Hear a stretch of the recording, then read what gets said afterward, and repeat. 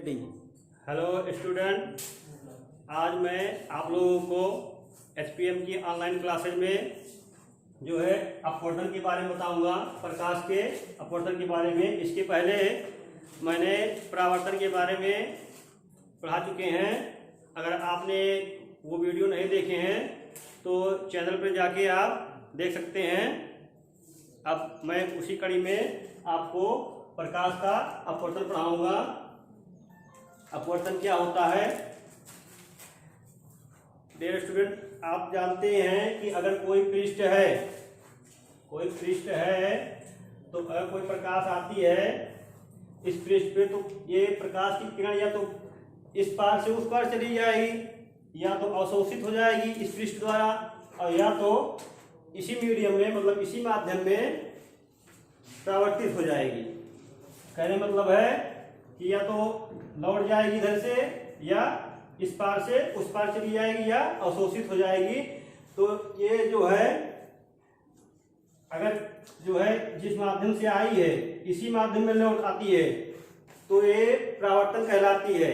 ये जो है प्रकाश की घटना परावर्तन। और अगर यही प्रकाश की किरण इस पार से उस पार चली जाती है तो ये जो है अपवर्तन कहलाएगी।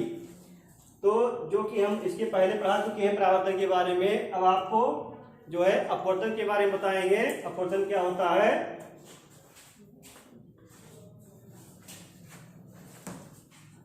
अब अपवर्तन के लिए ये जरूरी है कि दो मीडियम होने चाहिए, मतलब दो माध्यम होने चाहिए, तभी अपवर्तन होगा। जैसे ये कोई ग्लास है या वाटर है, मतलब दूसरा मीडियम है, और ये वायु है।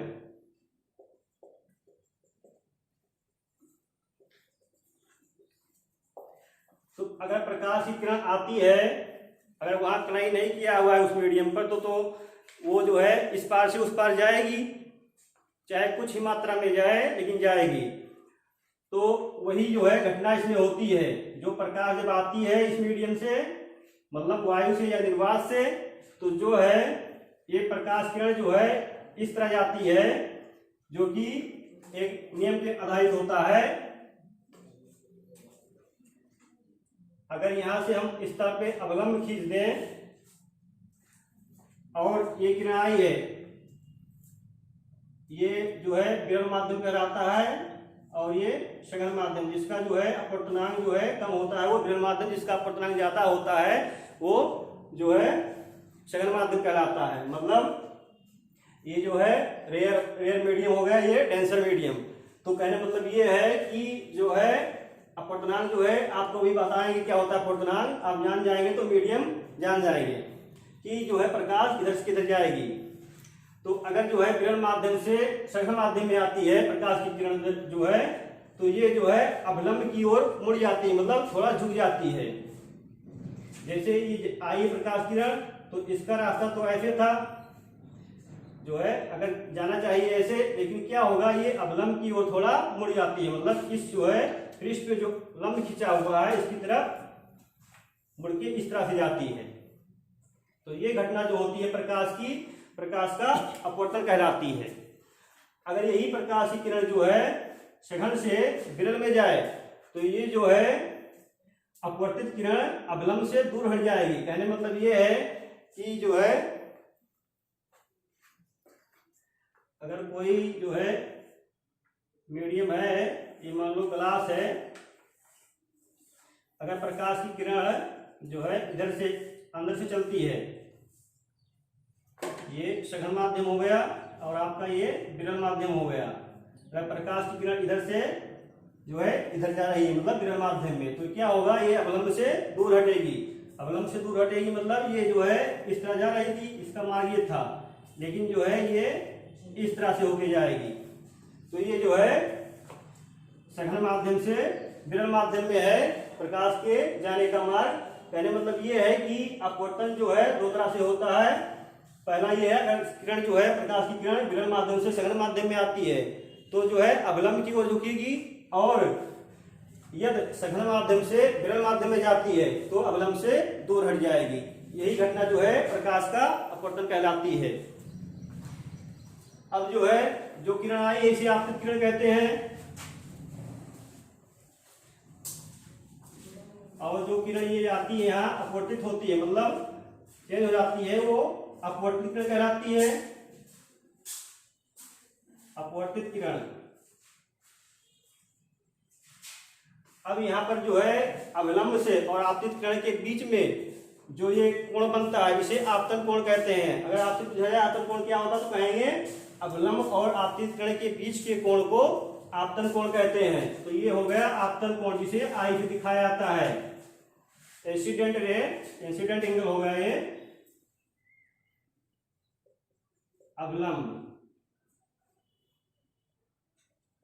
ये हो गया आपतन कोण। वैसे ही अपवर्तित किरण और अवलंब के बीच को, अवलंब के बीच के कोण को जो है अपवर्तन कोण कहते हैं। इसके पहले जो पढ़े थे परावर्तन में, यही जो है परावर्तन कोण कहलाता है और वो जो है आपतन कोण कहलाता है। तो ये हो गया अपवर्तन कोण, जिसे आर से डिनोट किया जाता है, मतलब दिखाया जाता है। अब जो है प्रकाश के दो नियम होते हैं, प्रकाश किरण के अपवर्तन के दो नियम होते हैं। जैसे परावर्तन में होता है वैसे इसमें भी दो नियम होते हैं, उन्हीं पे जो है ये आधारित होता है।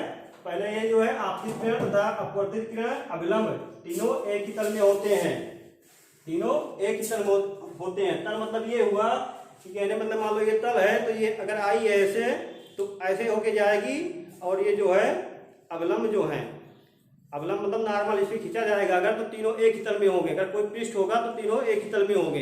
ये नहीं कि अगर अवलंब इधर है और अपवर्तित किरण उधर है और आपतित किरण इधर है, इस तरह से नहीं होगा। मतलब तीनों एक ही एक पेज पे होंगे, इस तरह से होता है। तो जो है अब दूसरा नियम ये है आपतन कोण की ज्या तथा अपवर्तन कोण की ज्या साइन आर का अनुपात जो होता है एक नियतांक होता है, जिसे एक माध्यम के सापेक्ष दूसरे माध्यम का अपवर्तनांक कहते हैं। यही स्नेल का नियम भी कहलाता है। स्नेल का नियम आपसे पूछा जाता है तो अपवर्तन का जो दूसरा नियम होता है वही स्नेल का नियम होता है। वही जो है अपवर्तन का दूसरा नियम स्नेल का नियम होता है। अब ये है अपवर्तनांक क्या होता है, पहले ये समझ लीजिए। जो साइन आई है कहने मतलब है अगर जो इंसिडेंट एंगल है इसका जो है साइन निकाला जाए, जया जिसे पढ़ते हैं साइन कॉस टैन होता है तो उसका साइन निकाला जाएगा, तो ये साइन आई होगा। और वैसे ही ये एंगल है तो इसका साइन आर,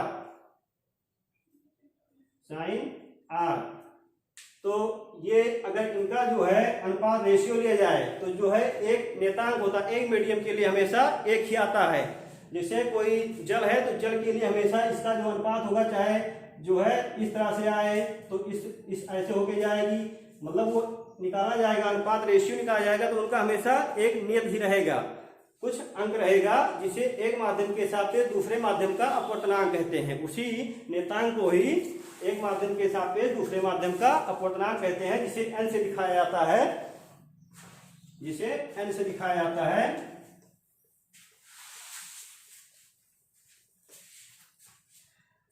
अब जैसे n बराबर हो जाएगा आपका sine i upon sine are.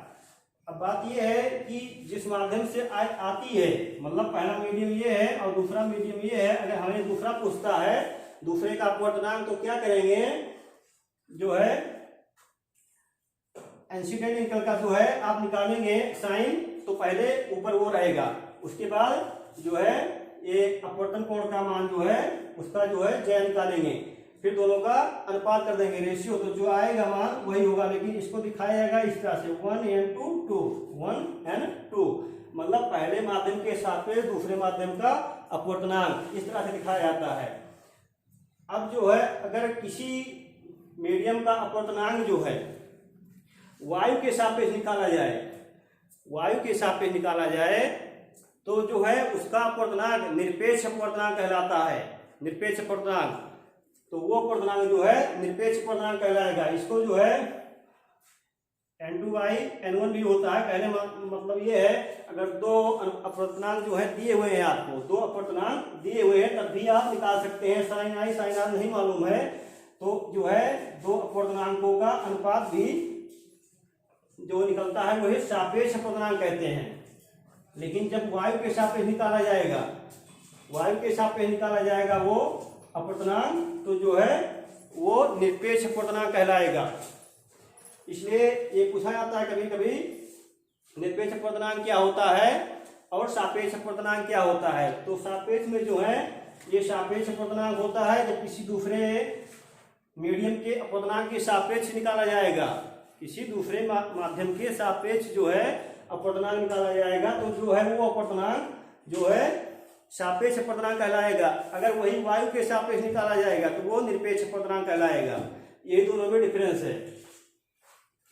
तो जो है आपसे ज्यादा यही पूछा जाता है, तो आप इससे जो है आंकिक प्रश्न जो आते हैं इसी पे आते हैं, आप लगा सकते हैं। अगर आपसे पूछा जाए दूसरे माध्यम के सापेक्ष पहले माध्यम का अपवर्तनांक, तो क्या करेंगे, 2n1 इस तरह से हो जाएगा और साइन r बटे साइन i और n1/n2। मतलब ये वाला अगर है दूसरे माध्यम के सापेक्ष पहले माध्यम का पूछ ले, मतलब तो उसका अपोजिट हो जाता है, उल्टा हो जाता है, कहने मतलब ये है। लेकिन वायु का जो अपवर्तनांक होता है वैसे एक माना गया है, वायु का जो है अपवर्तनांक एक माना गया है। सबसे ज्यादा अपवर्तनांक जो होता है हीरे का वैसे होता है, डायमंड का, जो कि ज्यादा से ज्यादा प्रकाश किरणों को मोड़ता है ज्यादा, इसीलिए हीरा चमकदार दिखाई पड़ता है। मतलब उसका अपवर्तनांक ज्यादा होता है, उसका जो है अपवर्तनांक बहुत ज्यादा होता है। वैसे वायु का एक होता है, उसका 3 कुछ होता है समथिंग। तो जो है पानी का भी होता है, तो आप निकाल सकते हैं। अब जो है इसके आगे जो है हम आपको पढ़ाएंगे लेंस। लेंस जो कि अपवर्तन पे ही आधारित होता है, अपवर्तन पे ही आधारित एक ऐसी युक्ति है, उसको हम पढ़ाएंगे लेंस क्या होता है। तो जो है आप जो है कोई दिक्कत हो तो कमेंट कर सकते हैं, और चैनल को जो है आप सब्सक्राइब कर लीजिए नहीं किए हुए हैं तो। धन्यवाद।